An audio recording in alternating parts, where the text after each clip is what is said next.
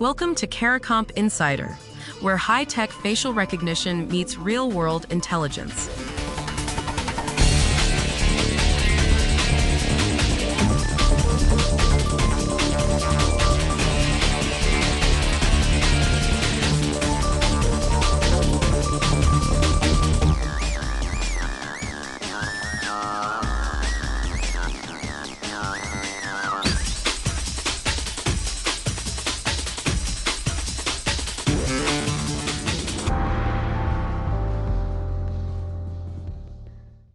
Tasmania just pulled nearly 500,000 driver's license photos out of a national face-matching database.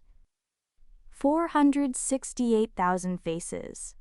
The government said it couldn't guarantee those photos would be safe, so it took them back. Now here's why that should make you sit up. If you've ever stood against a wall at the license office and let someone snap your photo, this story is about you. You thought that picture was for your license. But in a lot of places, that same photo quietly became something else. A searchable entry in a face recognition system. Tasmania's Transport Department said the images went into a national database without people's consent, and before any federal law existed to govern it.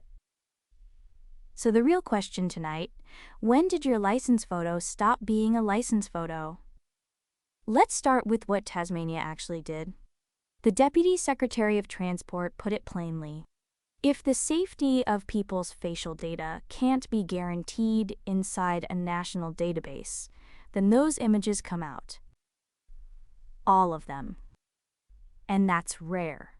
This is the first time a government has openly reversed this kind of practice. For years, the unspoken rule with government biometrics has been collect first, ask permission, never. Now look at the United States. According to reporting from the Washington Post, the FBI and ICE have been scanning Americans' driver's license photos since at least 2019. No knock on your door, no form to sign. Consumer Reports found the FBI can reach into a pool of more than 600 million face photos pulled from state, local, and federal records. 600 million. That's more faces than there are people in the country. And there's no comprehensive federal law telling you when you've been searched. So how did your face get in there?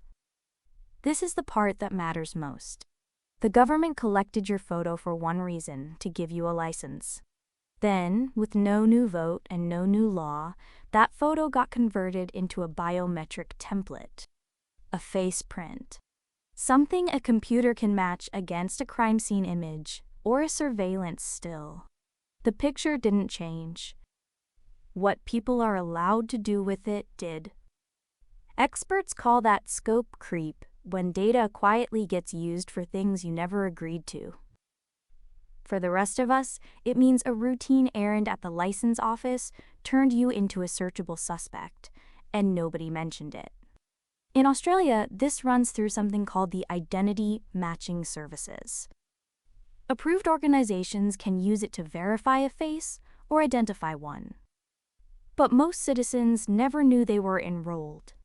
There's a group in the United States called Who Has Your Face? They map out, state by state, which motor vehicle departments hand federal agents access. The fact that a project like that needs to exist tells you how invisible all this has been. But here's the catch that complicates Tasmania's win. Pulling those photos out doesn't erase them everywhere. Other jurisdictions may still hold copies. Allied governments might too.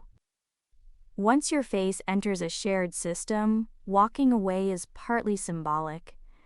You can close your own door, but you can't close everyone else's. So let's bring this all the way down. Tasmania removed 500,000 license photos from a face-scanning database because it couldn't promise they'd be safe.